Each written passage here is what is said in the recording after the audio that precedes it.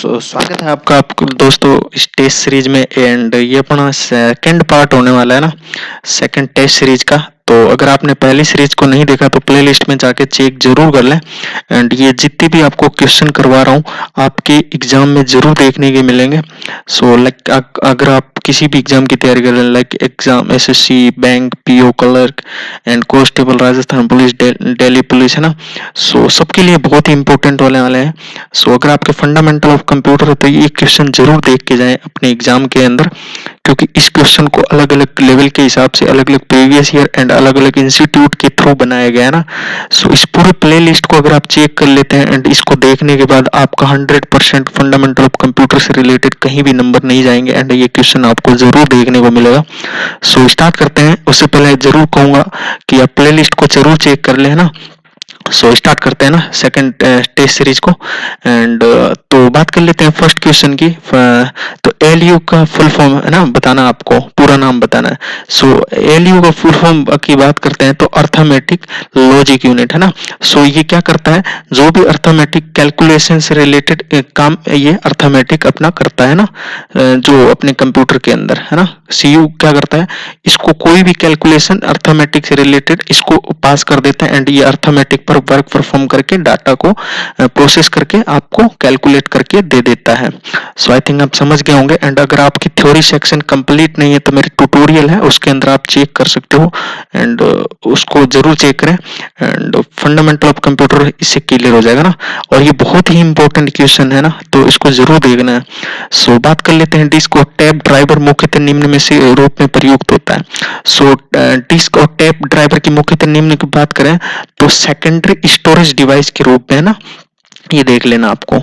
सो अगर बात कर लेते हैं कैश मेमोरी किस क्या होता है ना, क्या है। सो अगर ये बात करें कैश मेमोरी सीपीयू तथा मुख्य मेमोरी के बीच में तीव्र मेमोरी होती है ना। सो इसके बारे में अगर बात बताऊं दोस्तों, ये एक तरीके का है ना, ये अब डाटा को है ना स्टोर पहले से प्रोसेस करके रखता है। लाइक जो भी आप करते हो ना तो उसको उस डाटा को पहले से कैप्चर करके रखता है एंड जैसे ही आपको इंफॉर्मेशन चाहिए होता है वो तुरंत दिखा देता है। लाइक आप व्हाट्सएप या कहीं भी कीबोर्ड पे टाइप करके रखते हैं, हेलो एक बार टाइप कर देते हैं तो जैसे ही आप एच ट्रेस करते हैं तो हेलो वर्ड आपको दिखा देता है। तो ये वर्क परफॉर्म करता है कैश मेमोरी, है ना। आपको एडवांस में जो चीज चाहिए होता है वो ला के आपको रख लेता है ना। तो इस तरीके से कैश मेमोरी वर्क करता है ना। सो आगे बात कर लेते हैं डिस्क को ट्रैकों और सेक्टरों में विभाजित करने के लिए प्रक्रिया क्या होती है। सो फॉर्मेटिंग होती है ना, इसका आंसर ये हो जाएगा। एंड ये बहुत ही मोस्ट इंपोर्टेंट ऐसे क्वेश्चन आते जरूर है, अगर हाई लेवल के हैं रिकमेंड करूंगा आप ऐसे क्वेश्चन देख लें। एंड अगर आप किसी भी लेवल के हैं तो इसमें आपको आपके क्वेश्चन जरूर देखने को मिल जाएंगे आपके एग्जाम में, तो इन्होंने देख के ही जाए ना। सो आगे बात कर लेते हैं सीडी का फुल फॉर्म, है ना, stand for CD. So compact disc हो जाता है ना, इसका हो जाएगा कंपैक्ट डिस्क, है ना। फिर आगे बात कर लेते हैं डीवीडी का उदाहरण है। डीवीडी की अगर बात करें तो डीवीडी की क्या है, ऑप्टिकल डिस्क, है ना। इसका आंसर हो जाएगा ऑप्टिकल डिस्क, डीवीडी का उदाहरण है। सो अगर बात करें सीडी रोम एक इकाई है, किसकी इकाई है। सो अगर बात करें सीडी जो रोम होता है ऑप्टिकल संग्रहण का, है ना, इसका आंसर हो जाएगा। एंड ये बहुत ही मोस्ट इंपॉर्टेंट है, ऐसे क्वेश्चन ही देखने को आपको एग्जाम में मिलेंगे, तो इनको एक एक बार जरूर देख के जाए। एंड अगर आप बिगनर लेवल के हैं तो आपसे ये रिकमेंड करूंगा ट्यूटोरियल्स को देख लें एंड ये जो क्वेश्चन करा रहा हूँ इसको देख के जाते हो आपका एग्जाम में 100% हो जाएगा। सो आगे बात कर लेते हैं ईपी रोम का फुल फॉर्म बताना आपको।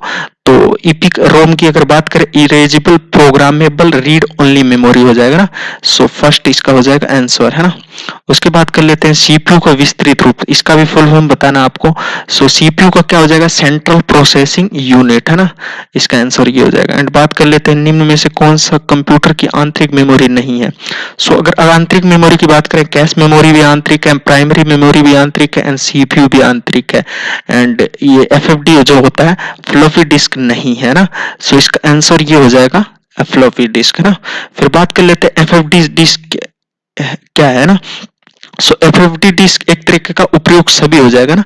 Input device output and storage का वर्क जो है फ्लॉपी डिस्क कम करता है ना, सो हो जाएगा एफएफडी का। सो निम्न में से किस कंप्यूटर की गति सबसे तेज थी है ना, हाई जो है अपने सुपर कंप्यूटर का है ना, इसका क्वेश्चन का आंसर हो जाएगा सुपर कंप्यूटर। एंड अगर आप बात करो तो आप किसी आपके फंडामेंटल अगर नॉर्मल क्वेश्चन ये जरूर आपको देखने को जरूर मिलते हैं ना, तो इस पे ऐसे क्वेश्चन पे जरूर देख लें, आपको इजी लगता है बट ऐसे ही क्वेश्चन आते हैं। अगर आप किसी कांस्टेबल की तैयारी कर रहे हैं तो ना, तो ऐसे क्वेश्चन जरूर देख के जाए ना, एसएससी में ज्यादातर ऐसे क्वेश्चन पूछे जाते हैं। सो आगे बात कर लेते हैं एलईडी की जो फुल फॉर्म आपको बतानी है ना, सो लाइट इमिटिंग डायोड है, डायोड, ठीक है, ये आप देख लेना डायोड। और आगे बात कर लेते हैं, निम्न में से कौन सा पुर्जा पूरे सिस्टम का प्राथमिक पुर्जा प्राइमरी कंपोनेंट कहलाता है। सो अगर बात करें प्राइमरी कंपोनेंट की तो एक अपना मदरबोर्ड आ जाता है ना, ये पूरा वर्क इसी में पुर्जे पूरे सिस्टम का प्राथमिक पुर्जा यही होता है ना, मदरबोर्ड।